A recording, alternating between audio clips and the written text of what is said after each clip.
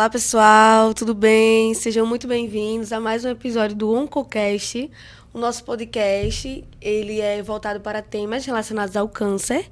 Ele é realizado por extensionistas do projeto Oncoeduca. E hoje nós falaremos um pouco sobre o Dia Mundial da Luta contra o Câncer, que ele foi dia 8 de abril. E o nosso podcast ele não poderia deixar essa data passar sem falar sobre a importância da conscientização, prevenção e cuidado dessa doença que ela impacta a vida de milhares de pessoas em todo o mundo. E hoje nós tivemos essa honra de trazer aqui o professor doutor Diego Augusto Oliveira, que atualmente faz parte do corpo docente da Universidade de Pernambuco e também é o idealizador e fundador do Oncoeduca. Então, primeiramente, é um prazer ter o senhor aqui conosco. Fica à vontade. O prazer é todo meu e que felicidade, né, em estar aqui no podcast, que foi uma ideia do grupo e aí foi muito bom que você disse, Maia.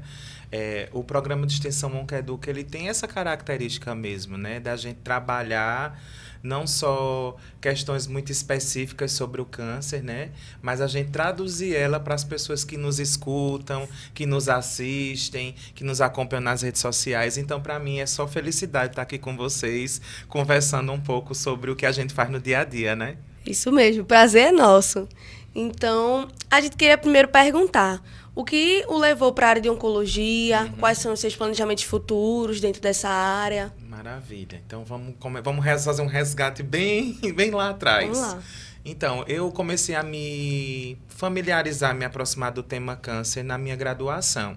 Então, lá no início dos anos 2000, quando eu fiz a graduação em enfermagem, pouco se falava sobre oncologia na época.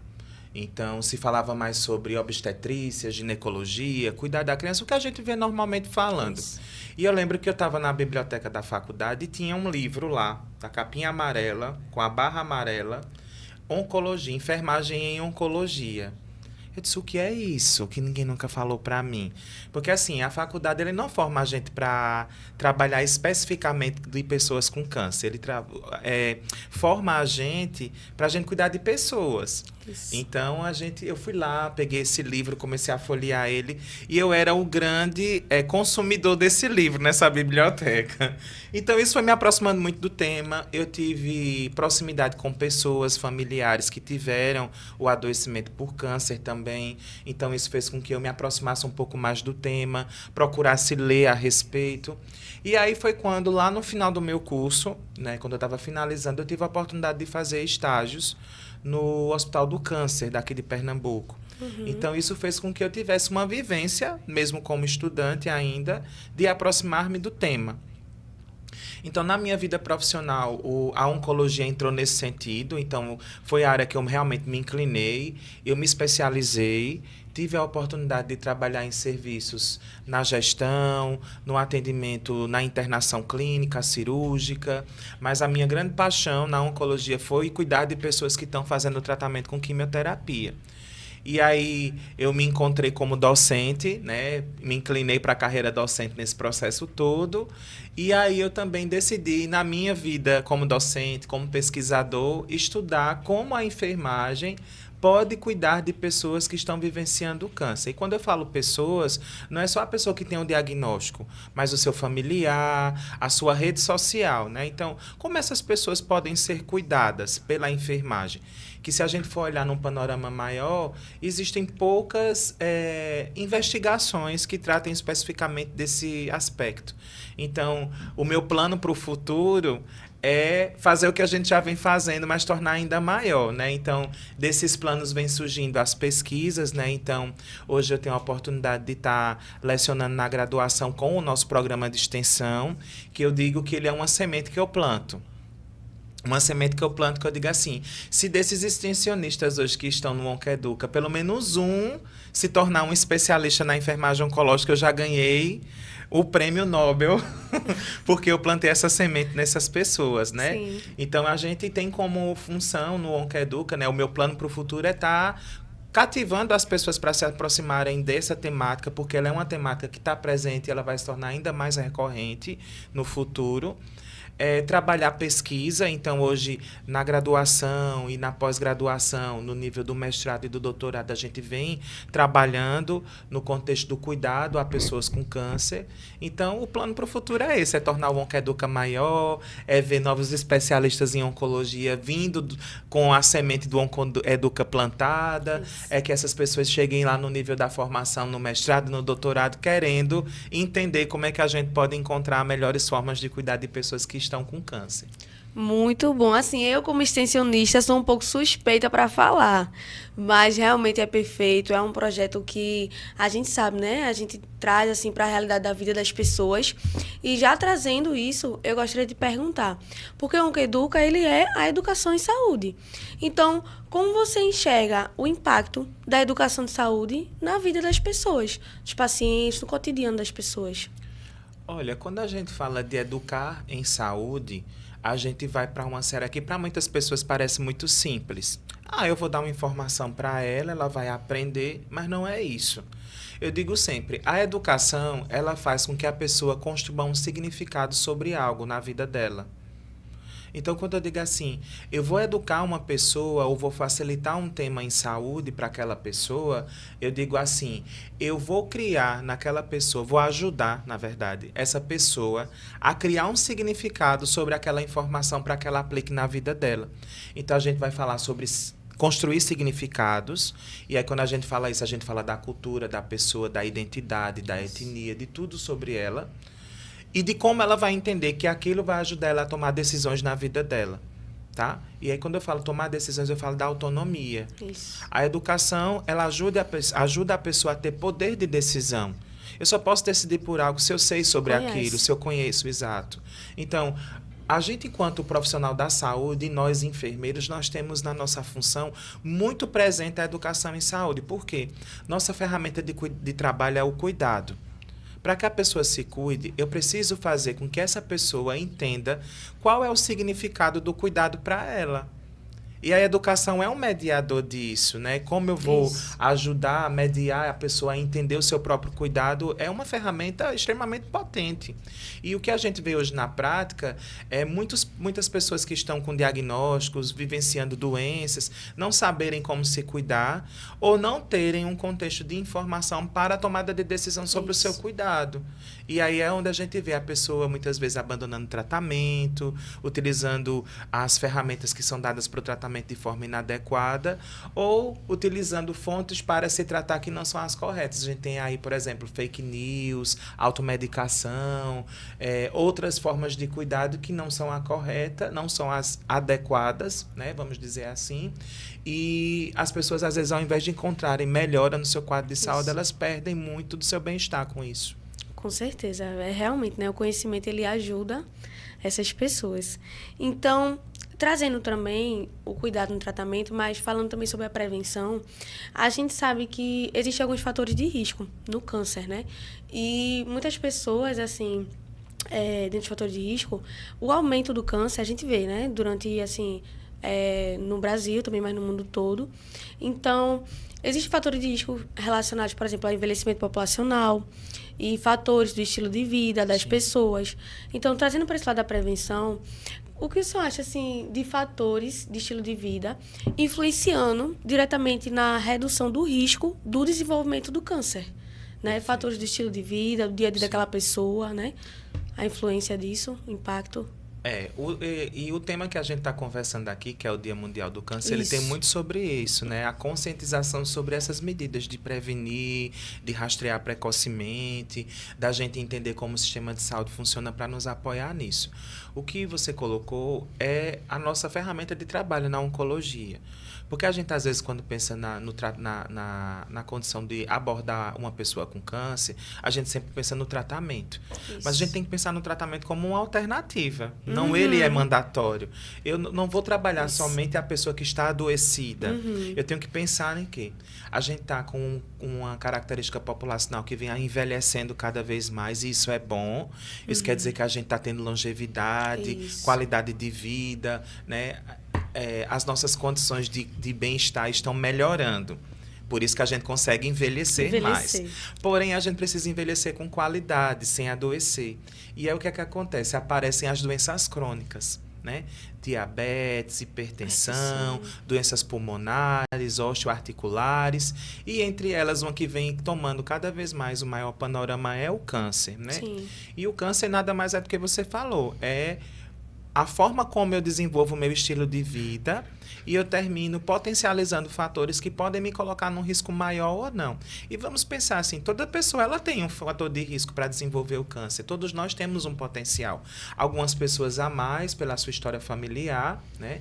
Então, a característica da genética, da genômica, ela é muito importante de ser entendida. E você que nos escuta, você que nos assiste, pense no seguinte, tem alguma pessoa na minha família que teve um adoecimento por câncer? Que tipo de câncer essa pessoa teve?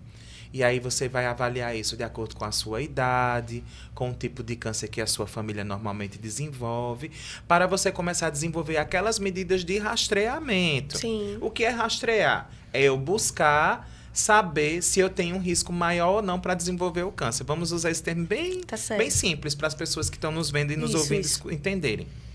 Então, o que é rastrear um câncer? É eu investigar como um check-up. Tá? É um check-up que eu vou fazer e eu vou observar tanto nos exames de rastreio, exames de imagem, laboratoriais, a consulta com um médico especialista ou com um enfermeiro na estratégia de saúde da família. Mas, para além disso, eu vou observar como estão meus hábitos alimentares. Estou comendo bem? Então, nessa reflexão, você tem que pensar, estou comendo muito sal? Estou comendo muita gordura? Estou comendo muito alimento que é condimentado, com corante? Que está lá armazenado, né? Então, esse é um ponto. Tudo isso influencia, né? Tudo isso influencia, exatamente. Como está a minha prática de atividade física? Eu realizo atividade física com que frequência? Com que tempo? Que tipo de atividade física eu realizo? Como está a minha rotina de sono, de repouso, de estresse, que é uma coisa que está muito presente na vida de todo mundo. É verdade. Então, tudo isso influencia. Para além disso, a gente vai ter que cada tipo de câncer ele tem uma influência direta. Então, por exemplo, os cânceres nas pessoas com útero e ovário. Então, a liberação hormonal ela tem muita relação com isso.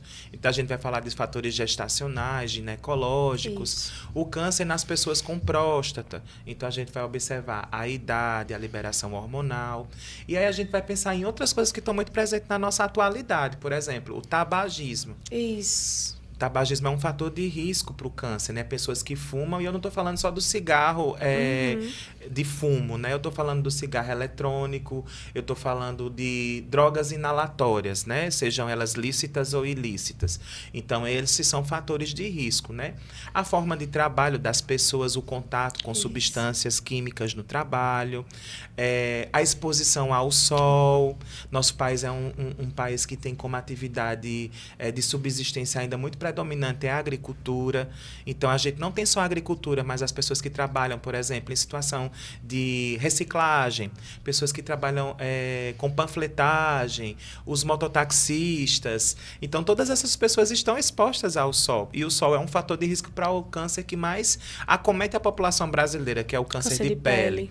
Então, todos esses fatores do seu cotidiano precisam ser pensados. E é uma autorreflexão. Então, o que é que eu faço? Como é que eu tenho feito? Por exemplo, eu me exponho muito ao sol. Estou usando proteção solar? Estou usando chapéu? Então, são fatores que devem ser refletidos dentro da característica de vida de cada pessoa. E é importante falar isso, Maia, sabe por quê? Porque se eu tiver 50 pessoas que tenham câncer de pele, eu não tenho 50 cânceres de pele. Eu tenho 50 tipos de câncer de pele diferentes. Porque o meu estilo de vida é diferente do seu que nos assiste e nos escuta, é diferente do da Maia. Então, cada pessoa ela tem sua particularidade de antecedentes, de estilo de vida, de cuidado, de conhecimento e de autonomia. Entendi. Olha, vai guardando aí, viu? Vai guardando, porque realmente expande o nosso conhecimento. É isso então, eu gostaria de te perguntar, já assim, né? Trazendo para o dia a dia da gente, como você citou vários exemplos. Tem um hábito simples, qualquer pessoa pode começar a fazer, de prevenção, dia a dia, entendeu? Se eu puder dizer aí para a gente. Com certeza. Então, a prevenção, ela começa com o entendimento, né? Com hábitos de vida que eu vou mudar. Então, por exemplo, a gente falou de alimentação saudável. Isso. Se eu consigo retirar esses alimentos que eu sei que não são legais, por exemplo, condimentos, enlatados, gordura, Transgênicos, sal, né? transgênicos, se eu consigo retirar esses alimentos ou diminuir, porque não vamos dizer, eu vou parar de comer fast food, gente, é muito gostoso. O que a gente não pode fazer é incorporar aquilo como mandatório no nosso dia a dia. Então, eu consumir mais água, vegetais, frutas, verduras, carne não vermelha, carne branca, isso vai melhorar muito a sua qualidade de vida. Eu não faço atividade física porque eu não tenho tempo. Será que você não consegue fazer uma caminhada pelo menos 3 vezes por semana com duração de 30 minutos? Já tem órgãos internacionais que falam que esse hábito simples ele ajuda a prevenir doenças crônicas, né? Não só o câncer, mas doenças cardiovasculares, doenças endócrinas, né? Atividades de baixo impacto. Se eu consigo consumir mais água, se você é fumante, você consegue diminuir a quantidade de cigarros que você fuma? Se você não consegue, ou se você precisa de apoio, você tem profissionais que podem te ajudar a fazer isso. E você não precisa gastar. O Sistema Único de Saúde, ele prevê isso. A gente tem os ambientes das estratégias de saúde da família, nos seus bairros, ou nas suas localidades de moradia, que você pode procurar dizer assim, olha, eu estou preocupado com essa situação, como posso ajudar isso? E lá você tem profissionais médicos, de enfermagem, educadores físicos, nutricionistas, médicos que podem te auxiliar nesse contexto. E aí, quanto mais cedo, Maia, a gente começa a fazer isso, melhor. E às vezes a gente, eu digo que é o advento da rede social, da mídia e da interatividade. Isso. A gente às vezes pensa que a atividade física é para deixar o abdômen sarado, para ficar bonito na foto. É uma consequência. Uma consequência. A gente tem que pensar na atividade física enquanto longevidade. Todo mundo quer envelhecer, mas envelhecer bem, é o que a gente falou antes. A população está envelhecendo mais, a expectativa de vida está aumentando. Isso. Mas será que eu quero ficar um idoso totalmente dependente de cuidados ou eu quero ser um idoso autônomo? Isso. Então, a gente fala muito nessa perspectiva. Então, atividade física, alimentação saudável. Que atividades eu tenho feito para minimizar os impactos do estresse no meu dia a dia? Porque todos nós sofremos com ele. Alguns mais, outros menos. É o trânsito, é a atividade de trabalho, é 2, 3 empregos que às vezes eu preciso conciliar, é a minha vida individual, é o meu casamento, é o meu namoro, é a minha família. Todos nós temos particularidades, mas o que é que eu tenho feito para dar aquele respiro no meio de tudo isso? Eu vou para a praia, tomar um banho de praia. Tenta fazer uma atividade de lazer uma vez na semana. Isso. Encontra um intervalozinho que de repente tu consiga tirar um cochilinho para deixar a tua rotina de sono mais leve, para a tua semana não ficar tão pesada. Uma coisa que eu tenho feito na minha rotina individual e que eu acho que ajuda muito é terapia. Atendimento psicoterapêutico. Gente, isso é libertador. Para a gente se sentir mais confortável consigo mesmo, para a gente entender nosso dia a dia. Então, a gente está falando de cuidado físico, mental, social. Tudo isso envolve a prevenção de doenças e não só o câncer. A gente está falando aqui do Dia Nacional do Câncer, da prevenção, do rastreamento, mas isso ajuda a prevenir qualquer outro tipo de doença. Eu falo de hipertensão, diabetes, transtornos mentais, entre outros. Entre outros. Muito bom. É exatamente isso. São as diferenças no estilo de vida, no dia a dia, que vai impactar totalmente a sua vida ali, né? Na questão das doenças, como ele falou, não só sobre o câncer, né? Mas no seu estilo de vida como um todo. Muito bom, muito conhecimento, foi ótimo. Então, a gente vai levantar uma pauta aqui. Vamos lá. Vamos levantar essa pauta. A gente sabe que quando a gente fala sobre tratamento do câncer, é normal as pessoas associarem a procedimentos médicos, né? Mas existe uma equipe fundamental dentro desse processo, que é justamente a enfermagem. A gente sabe que o profissional de enfermagem, ele está em todas as etapas do processo. Sim. Desde a prevenção, ao diagnóstico, ao tratamento em si, e também nos cuidados paliativos. Então, o senhor como enfermeiro, especializado na área de oncologia, a gente gostaria de saber, o senhor já teve uma experiência trazendo cuidado humanizado, claro, né? No seu dia a dia, no seu trabalho, em que a escutativa para aquela pessoa ali, ela fez mais diferença do que um procedimento naquele momento? Com certeza. E eu acho excelente a gente falar sobre isso. Para a gente entender que cuidado não é só procedimento. Isso. Tá? Os tratamentos para as doenças, ao longo do tempo, eles sempre vão ficando muito mais modernizados, informatizados, Isso. né? A gente saiu de uma era que a cirurgia era feita por um cirurgião no campo cirúrgico, hoje é feito por um robô, né? Onde o cirurgião só comanda ele a partir de um comando num software ou numa máquina. Então, vejam, o futuro vai trazer coisas diferentes para a gente, né? A gente tem o advento Isso. da inteligência artificial É, hoje. Mas, às vezes, o crescimento. que a pessoa precisa é dar uma escuta. E a escuta, ela faz coisas que a inteligência artificial não Não faz, não faz, tem como. que a máquina não vai fazer nunca. E aí, por isso que quando as pessoas falam assim, no futuro as profissões que vão desaparecer, enfermagem. Eu duvido que a enfermagem Não vai tem como. desaparecer. Porque cuidado é para além do procedimento.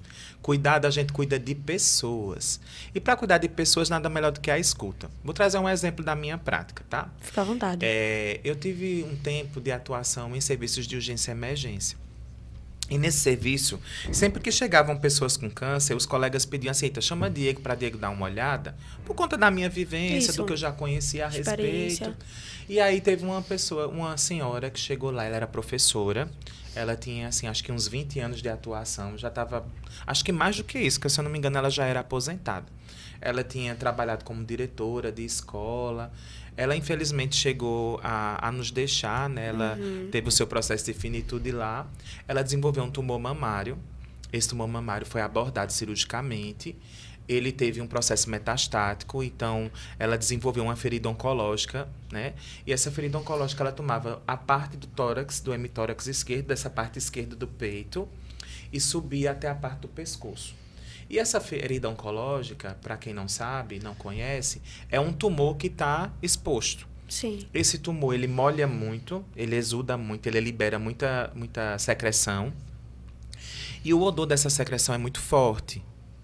E aí imagina, você tem uma vida ativa, social, onde você tem uma coisa que, de certa forma, está trazendo um contorno diferente para o teu corpo, uma deformação do teu corpo que tu conhecia até então, te impede de estar muito perto das pessoas, porque as pessoas não querem se aproximar pela característica que elas estão vendo E o cheiro? e pelo cheiro que está emanando dali daquela ferida. Então, Dona Maria, eu posso falar porque ela não está mais nós, mas também não estou identificando ela, né? Sim. O nome dela era Maria. E Dona Maria era uma pessoa extremamente, assim, alto astral, animada, motivada. E Dona Maria, ela tinha que fazer curativos nessa ferida por conta dessa liberação de secreção. E ela fazia curativos 2 a 3 vezes ao dia. E aí, o cuidado muito particular de uma ferida oncológica, a gente não pode usar intervenções que vão danificar o tecido, porque é um tecido muito sensível, muito vascularizado. Sim. Então, quando a gente ativa qualquer ácido ou substância que vai tirar o tecido, vai remover tecido inviável, ele pode lesionar um vaso e causar hemorragia na ferida. Então, a gente tinha um cuidado muito tranquilo com aquela ferida e eu fui desenvolvendo com ela uma relação muito tranquila, muito Sim. próxima. E a gente falava de coisas do dia a dia. E aí foi quando eu comecei a entender a rotina da Dona Maria. Ela dizia, Diego, eu ainda trabalho, eu não me lembro especificamente com o que ela trabalhava na época, mas a realização do curativo atrapalhava essa rotina de trabalho dela e incomodava muito. Aí ela me perguntava, o que posso fazer para não ter que trocar o curativo 3 vezes ao dia? Não ter que vir no serviço de saúde trocar o curativo. O que é que eu posso fazer para as pessoas não reclamarem do odor que a minha ferida desenvolve ao longo do tempo? Que medidas eu posso fazer em casa para minimizar esse incômodo que a ferida traz e me sentir mais ativa, mais socialmente ativa? Então, quando ela começou a dizer isso, a gente começou juntos a desenvolver estratégias de cuidado para minimizar os impactos. Então, por exemplo, o que a gente conseguiu combinar? O curativo da Dona Maria só era trocada no ambiente hospitalar 1 vez ao dia. Nas outras 2 vezes ao dia, ela tinha acesso a um serviço de atenção domiciliar que fazia essa troca do curativo em casa. Então, já ajudou na rotina dela. Isso. A gente foi estudar juntos estratégias para minimizar o odor da ferida. Então, a gente encontrou coberturas, curativos que ajudassem a diminuir aquele odor e ela se sentir mais tranquila. A gente encontrou formas de arrumar o corpo. E aí, arrumação, vestir-se. Como ela poderia se vestir para minimizar a visualização daquilo. Então, a gente encontrou um lencinho que poderia vir no pescoço, para não ficar tão evidente.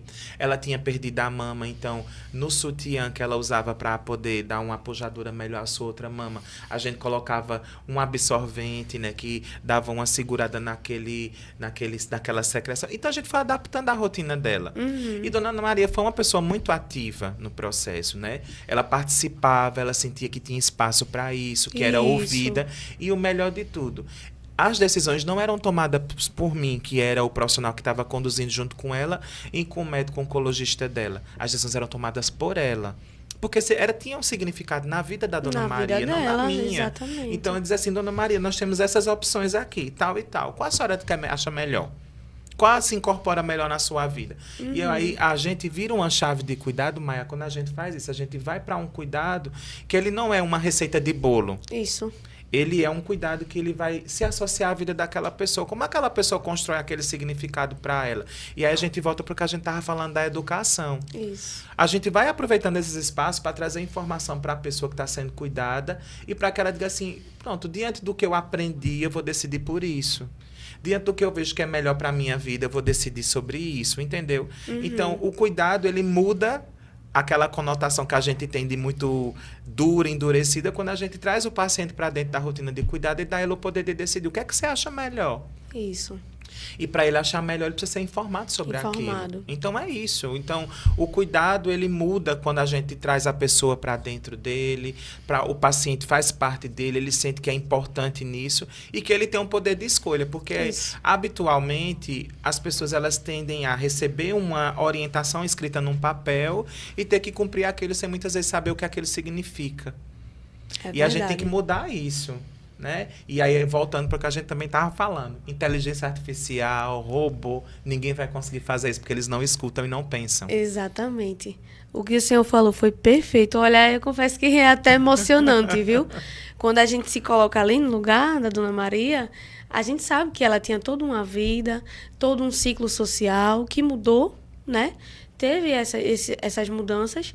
E eu tenho o cuidado, assim, que você, como profissional, teve ali naquele momento para ela, fez total diferença na vida dela. Sim. Total diferença. E é isso, é exatamente isso que a gente tenta trazer aqui. Porque cada pessoa tem um estilo de vida diferente, você dá essa autonomia dela, olha, a gente te informa, mas veja, entendeu? O que é que vai se enquadrar na sua rotina. É realmente algo emocionante, é lindo de se ver. O cuidado que a enfermagem tem é extremamente importante, né? E a gente vai trazer agora um quadro mais interativo do nosso programa. Vamos lá, né? A gente vai trazer um quadro de mitos e verdades. Então, eu vou te fazer algumas perguntas. Meu Deus, será que eu vou acertar? Sabe, ele sabe. Eu vou te trazer algumas perguntas. Vamos lá. E eu vou dizer, você vai dizer se é mito e o porquê que é mito. E se é verdade e o porquê que é verdade. Tá bom. Lá, vou te perguntar. Vamos lá. Vamos para a primeira pergunta. Câncer é sempre uma sentença de morte? Jamais, isso é mito. Mito, bem mito mesmo. Gente, câncer não é uma sentença de morte, câncer não é sinal de mutilação, câncer não é sinal de sofrimento. Isso é uma construção que todo mundo fez, que a cultura, que a sociedade fez ao longo do tempo, mas a gente não tem um comprimido ou uma medicação hoje que cura diretamente o câncer. Então, a ideia de diagnosticar cedo, de rastrear cedo, é a ideia da gente tentar cuidar disso de uma forma mais ampla e com maior resultado. Se a gente esconde isso para nós mesmos, da nossa família, das pessoas que podem nos cuidar, isso pode ir avançando, o câncer, né? A doença, ela pode avançar e não ter uma possibilidade de cura. Então, o que a gente tem que pensar é, quanto mais cedo eu identifico, mais fácil eu cuidar e mais fácil eu curar. Então, existe sim cura para o câncer. O que a gente precisa é entender quais são os sinais de alerta e quando eu devo procurar cuidado. Então, não esconda isso para você, não tenha medo. Não é porque você identificou um nódulo, que você viu que tem algo diferente no seu corpo, que aquilo está dizendo que você vai morrer por isso. Não. Busque cuidado, busque informação, porque tem cura sim. Então, não é sentença de morte. Muito esclarecedor. Vamos para a próxima. Parar de fumar reduz o risco de câncer, mesmo após anos fumando. Sim, sim.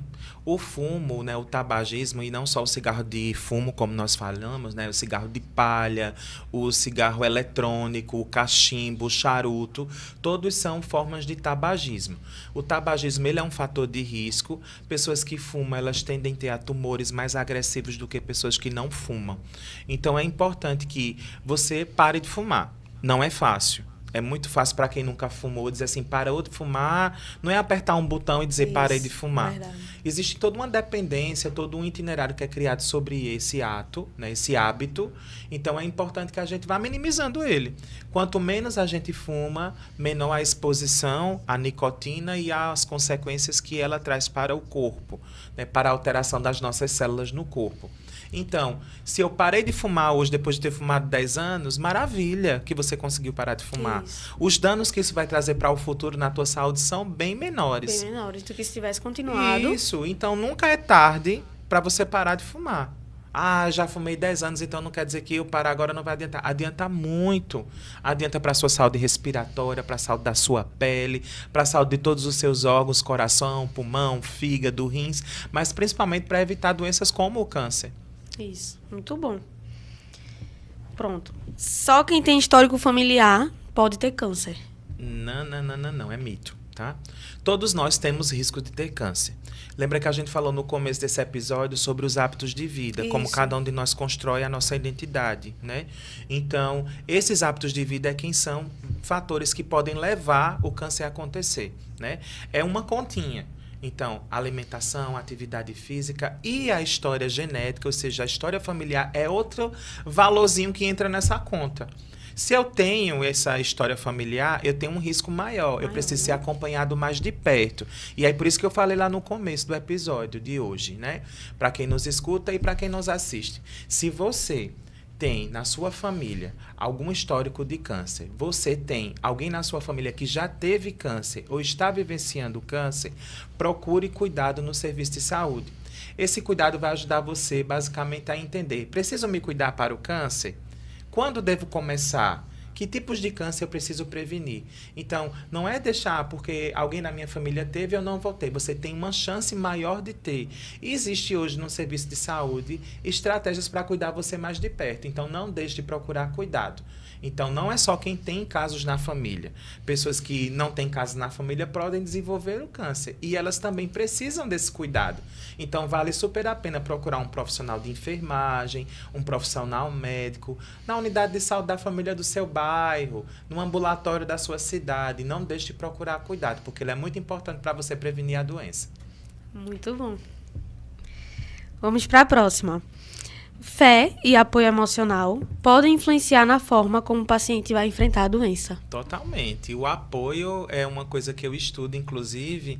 O apoio é um fator protetor, né? E aí, quando a gente fala de apoio, é o suporte que as pessoas nos dão.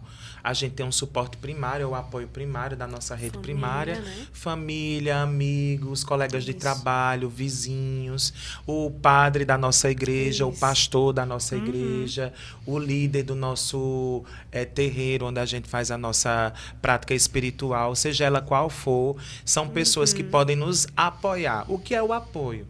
São estratégias, são formas que a gente desenvolve para poder ter uma forma de cuidado. Então, o apoio pode ser emocional, valorizando a pessoa que está adoecida ou vivenciando esse momento de vida. É um apoio presencial, eu estar presente nos momentos fundamentais do cuidado dessa pessoa. É um apoio instrumental, onde eu posso ajudar a pessoa a cuidar de si própria, realizando ações no seu dia a dia, ajudando ela para que ela consiga acionar um tratamento se ela não tem uma condição financeira ou social para isso, levando ela para o lugar onde ela vai fazer o tratamento, acompanhando ela durante uma terapia ou num exame lá na recepção. Tudo isso faz muita diferença. Faz muita diferença, né? E a fé ela entra como um componente espiritual nisso tudo. Isso demonstra que a pessoa ela consegue desenvolver em si só estratégias para vivenciar esse momento de vida. Vê que a gente falou que o diagnóstico ou pensar em ter um câncer, ele está tem muitos significados atribuídos a eles e são significados negativos. Então, quando eu tenho o apoio de alguém dizendo para mim, olha, vai dar certo, isso não vai acontecer com você, eu estou com você e vou fazer para você, junto com você, o que é necessário para fazer você superar esse momento. É muito diferente. Faz muita diferença. Faz muita diferença. A pessoa começa a desenvolver uma estratégia em si só que a gente chama de autoapoio. O autoapoio é uma motivação que surge dentro da pessoa e diz assim, sim, eu vou conseguir superar esse momento difícil. E aí eu gosto muito de dizer assim, o câncer não é uma luta, não é uma batalha que você está vivenciando. É um momento de vida. É um momento que algumas pessoas vão vivenciar, outras pessoas não vão vivenciar o câncer. Né? Porque assim, quando a gente está com a conotação de batalha, a gente está dizendo que a pessoa é ganhador, perdedor. E ninguém perde a luta contra uma luta. A gente tem um momento de vida que ele pode ser, ele é difícil, ele é complexo, mas que cada um de nós pode desenvolver estratégias para vivenciar ele. E quando a gente tem apoio dos amigos, dos familiares, do companheiro, da companheira, dos filhos, das filhas, dos irmãos e de toda a sua família, dos seus colegas de trabalho, dos seus vizinhos, dos seus amigos, esse processo ele se torna menos tortuoso e a vivência se torna mais positiva. Então é extremamente importante ter o apoio, desenvolver a espiritualidade, a sua forma de fé, porque tudo isso vai ajudar a superar esse momento. Isso vai contar e fazer diferença nesse momento. Com certeza, é verdade. Vamos lá. Homens procuram menos os serviços de saúde e isso impacta no diagnóstico tardio. Sim, isso é verdade. Inclusive tem para quem acompanha o Oncocast, eu vou recomendar que escute o episódio com o professor Itamar Lages, onde ele fala muito detalhadamente sobre essa questão do acesso e principalmente da população masculina, né? Então, a gente falou de cultura, né? De como as pessoas enxergam o que é o câncer. E quando a gente fala da população masculina, a gente fala de que o homem tem que ser forte. Todo menino já escutou que homem não chora. É e homem chora sim, viu? Com homem certeza. sente dor, homem chora, Isso. homem fica triste, homem precisa ser cuidado, o homem não é imbatível, a gente não é o Superman, Com certeza. nem o Hulk não, viu?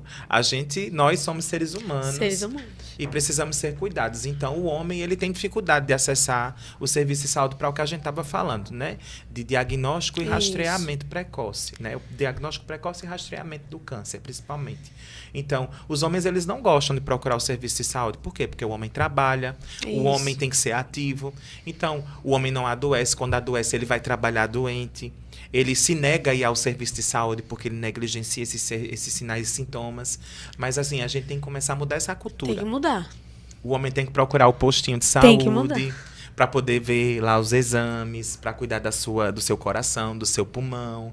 Quando ele tiver a partir dos seus 40 anos de idade, se ele tiver um fator de risco, ele já pensar em dar uma analisada em como está a sua próstata. Se você é homem e é fumante, na estratégia de saúde da família tem o programa de controle do tabagismo. Você tem acesso a cuidado nos centros de atenção psicossocial e na própria estratégia de saúde da família, ao uso de medicamentos e apoio, suporte psicossocial para você deixar de fumar.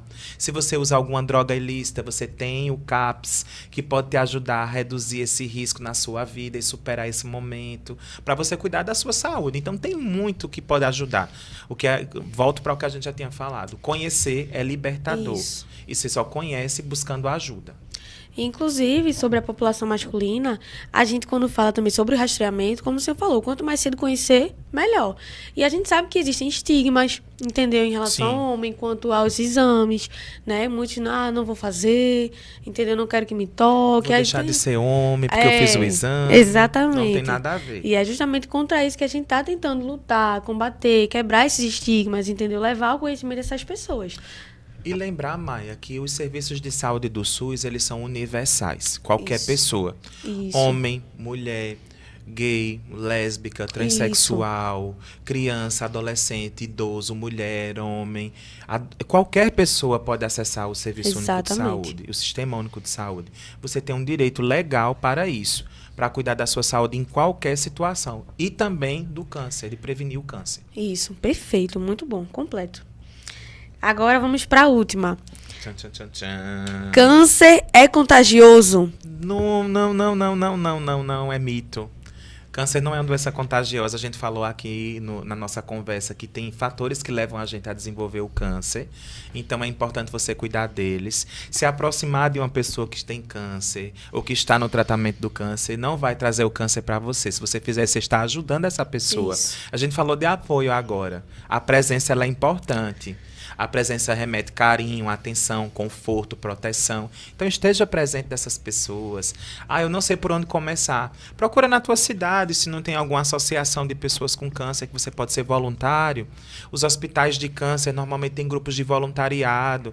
Você se aproxima dessas pessoas, você faz atividades com elas, você cuida da sua saúde junto disso, você procura um novo meio de vida. A gente falou lá no começo. Que atividades eu tenho feito para dar um respiro? De repente, o voluntariado seja uma delas. Isso. Então, vê aí o que é que você pode fazer para se aproximar dessas pessoas. E jamais é contagioso. É mais as suas escolhas que podem ajudar ou não você a desenvolver essa doença. Isso. Então, é tudo sua escolha. É como você cuida da sua vida, você vê o seu bem-estar, você pensa em você. A gente fala muito no dia a dia de autocuidado na questão do corpo, de aparência. Mas autocuidado não é só sobre isso, né? O autocuidado é sobre cuidar de sua saúde, ter autonomia, ter poder de decisão. Todos nós hoje temos acesso a muita informação. Então, busque essa informação para o seu autocuidado. Como eu estou usando as redes sociais, será que essas redes sociais elas estão me ajudando a entender como cuidar de mim mesmo no aspecto da minha saúde e não só da minha aparência, da minha mente, da minha vida social? Então, use tudo que você tem ao seu favor. Isso, perfeito. Muito bom. A gente encerrou esse quadro, né, de mitos e verdades. Se eu tenho mais alguma coisa a acrescentar? Não, eu acho que é muito nessa ideia a gente entender que a gente tem hoje essa doença, né? O câncer, ele está presente no nosso dia a dia, seja as pessoas ao nosso redor adoecendo, o risco que nós todos temos de adoecer por ela, mas de como eu entendo isso com leveza, né? Sem trazer aquela ideia que câncer é algo extremamente pesado, difícil, complexo, e buscar informação, buscar cuidado. Né? Então, essa iniciativa ela é muito importante, para além de qualquer coisa, né? Então, eu digo sempre, todo mundo, não todos, né? Mas assim, uma grande parcela da população tem acesso a celular, a internet, a meios de comunicação. Use isso ao seu favor. Como eu posso saber que eu posso me alimentar melhor? Que fontes de informação eu tenho? Onde eu busco profissionais? Eu tenho um plano de saúde. Como posso fazer para usar ele? Eu não tenho um plano de saúde, que na verdade você tem. Você tem um SUS, que é o melhor plano de saúde do planeta Terra. Então, você tem acesso a esses profissionais que podem te ajudar, eles podem te informar, você tem acesso à informação. A gente tem como fazer isso, tá? Então, busque apoio, busque ajuda, busque informação, busque cuidado e cuide de você. Você é a pessoa mais importante do mundo. É isso mesmo, exatamente. Anote. Então, foi perfeito, assim, muito esclarecedor, né? Que bom. Primeiramente, a gente gostaria de agradecer aqui a presença do Senhor. E, assim, o ensinamento que fica para a gente é que quando se fala sobre câncer, não se fala só sobre doença. Se fala sobre prevenção, cuidado e esperança. Isso. A informação, ela salva vidas. E cada atitude de conscientização vai contar. Então, essa é a intenção do nosso podcast. Nós agradecemos você que nos ouviu até aqui, né? Foi uma honra. Sinta-se à vontade para estar conosco mais vezes. Com certeza, eu volto. Viu? Eu não apareço muito no podcast, nem nas outras ações, porque o sentido da extensão do Oncoeduca é que os alunos, né, os estudantes da graduação, da pós-graduação, sejam os maiores protagonistas. Eu sou só a fagulha provocativa, eu digo assim, eu só provoco e corro. Mas, assim, a ideia do podcast, das ações educativas, das tecnologias educacionais, do Oncoeduca nas redes sociais é se aproximar das pessoas, dizer assim, a gente tá aqui, a gente pode te ajudar de alguma forma, facilitando a informação para você, para o seu familiar, para quem quiser saber um pouco mais sobre isso. Eu gosto sempre de dizer, tem uma frase que eu uso sempre, que eu digo assim, que é: ninguém sabe tanto que não pode aprender e ninguém sabe tão pouco que não pode ensinar. Todo mundo sabe de algo que pode mudar a perspectiva. Isso, e a gente verdade. estava falando do cuidado. Ninguém sabe mais de como cuidar de você do que você mesmo. Isso é verdade. Então, é importante pensar nisso. Por mais que eu tenha anos de experiência, de formação, de aprofundamento, eu jamais vou conseguir dizer assim, Maia, esse é o melhor para você. Não. O que eu posso dizer assim, Maia, nós temos essas opções. Quais Isso. você prefere para cuidar de você? Então é muito disso. A gente tem a informação, a gente tem o Oncoeduca, que bom que nós Isso. temos o Oncoeduca, temos o Oncocast, né, que pode dizer para você, essas são as possibilidades. Quais delas você vai procurar para se cuidar? Então, pense nisso. Continue nos acompanhando, que é muito importante. O Oncoeduca, o Oncocast e todos os outros derivados aí, Isso. eles só existem porque as pessoas acompanham, porque elas estão interagindo, porque os nossos estudantes se sentem motivados para fazer isso. E isso, para mim, é o maior prêmio que eu poderia ter, né? Então, é as pessoas querendo fazer parte disso. Muito obrigada pelos compartilhamentos assim de experiências, conhecimentos. Foi perfeito, né? E lembre-se, o câncer, ele pode fazer parte da vida de alguém, mas ele nunca vai definir o final dela. Isso, perfeito. Então, assim, extremamente perfeito. Então, muito obrigada. Nós encerramos mais um episódio do OncoCast. Siga a gente nas nossas redes sociais, Isso. continue acompanhando também, né? Siga nosso Instagram, @onco.educa. E é isso, muito obrigada. Assistam nossos episódios daqui Isso. do Oncocast e nossas lives que estão lá no nosso YouTube, Oncoeduca. A Maia já falou do Oncoeduca no Instagram. E nós temos outros nosso perfil do Oncocast também no Spotify. Então, escuta os nossos episódios. Está lá fazendo a sua rotina do dia a dia, está dirigindo, está indo para o trabalho, está indo para a faculdade, está arrumando a casa, quer escutar alguém falando sobre algo que é Isso. interessante. Então, escuta os nossos episódios nas redes sociais. Nos siga, compartilhe nossos episódios e não Isso. deixe de fazer parte e dar ideias para a gente também. Muito bom. Obrigado, gente. E até a Obrigada. próxima. Tchau, tchau.